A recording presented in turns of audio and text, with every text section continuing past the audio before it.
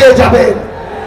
এরা হচ্ছে সেই তথাকথিত নেতা, যেই নেতারা উপরে উপরে ভালো মানুষের ভান ধরে, মুখোশ পরে, আর ভিতরে ভিতরে গিয়ে ওই তেতুলিয়ায় লাবু গঙ্গের মতো চাঁদাবাজদেরকে এরা বসে এরা আশ্রয় দেয়।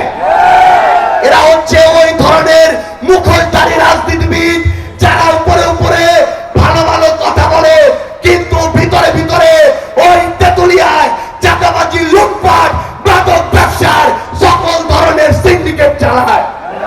এরা হচ্ছে ওই বড় ধরনের এক একজন বিভিন্ন ভণ্ড, এক একজন চেয়ারম্যান, কেউ কেউ মেম্বার, কেউ কেউ মেয়র, কেউ কেউ এমপি ছিল, যারা তাদের জায়গা থেকে এর আগে লুটপাট করেছে, এখনো তারা এই পঞ্চগড়ে লুটপাট করতে চায়। আমরা স্পষ্ট করে বলে দিচ্ছি, আমরা আমাদের জায়গা থেকে কোনদিন ওই ধরনের কোন অপকর্মকারীকে এই পঞ্চগড়ে আর প্রশ্রয় দিব না।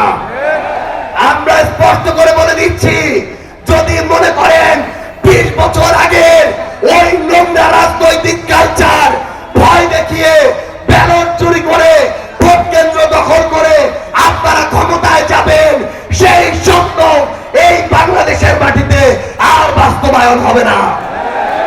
আমরা স্পষ্ট করে আপনাদের বলে দিতে চাই, আপনারা যে পুরনো বন্দোবস্তের পুরনো শকুন, সেটা আমরা এখনো হারে হারে টের পাচ্ছি। এই পঞ্চগড়ে আমিরে জামায়াত এসেছিল, লক্ষাধিক মানুষের জনসমাবেশ হয়েছে, পঞ্চগড়ে কাউকে 1 মিনিটের জন্য দাঁড়াইতে হয় নাই।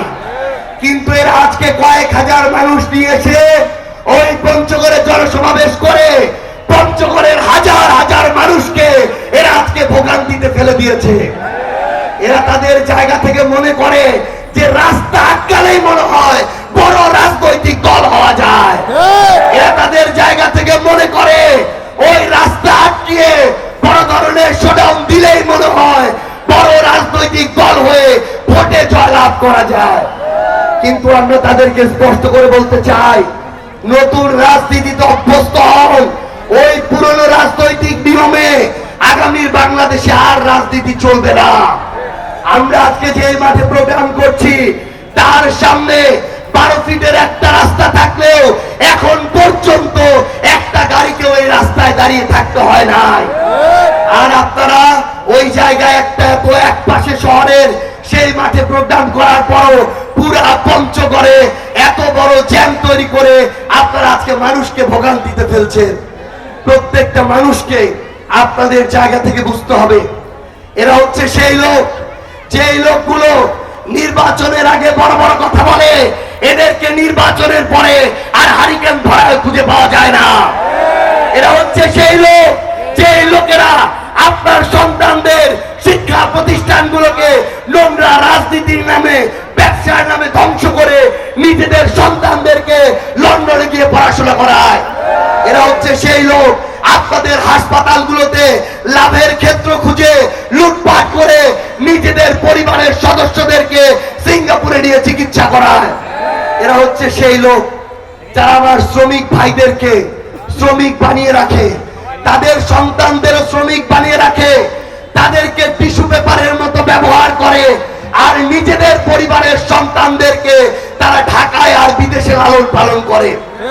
এরা হচ্ছে সেই লোক যারা এই পঞ্চগড় 1 আসনের ভোটার পর্যন্ত না। এরা হচ্ছে সেই লোক যাদের ভোটার আইডি কার্ডে ঠিকানা এই পঞ্চগড় দেয়া থাকে না। আমরা আপনাদেরকে স্পষ্ট করে একটা কথা বলি, এই অভ্যুত্থান পরবর্তী বাংলাদেশে এই পঞ্চগড়ের মানুষকে মানুষ চিনে রাখতে হবে। আপনাদেরকে বিগত 1 বছরের 1.5 বছরের কার কি কাজ ছিল, কি আমলনামা ছিল, সেটা মনে রেখে আগামীতে ভোট দিতে হবে। আপনি খোঁজ দিয়ে দেখেন, এই পঞ্চগড়ের প্রত্যেকটা জায়গায় যে চাঁদাবাজি হয়েছে ওই বিএনপির নেতা কর্মীরা করেছে। প্রত্যেকটা জায়গায় মাদক ব্যবসা যে হয়েছে শেল্টার ওই বিএনপির নেতা কর্মীরা দিয়েছে। প্রত্যেকটা জায়গায় মানুষকে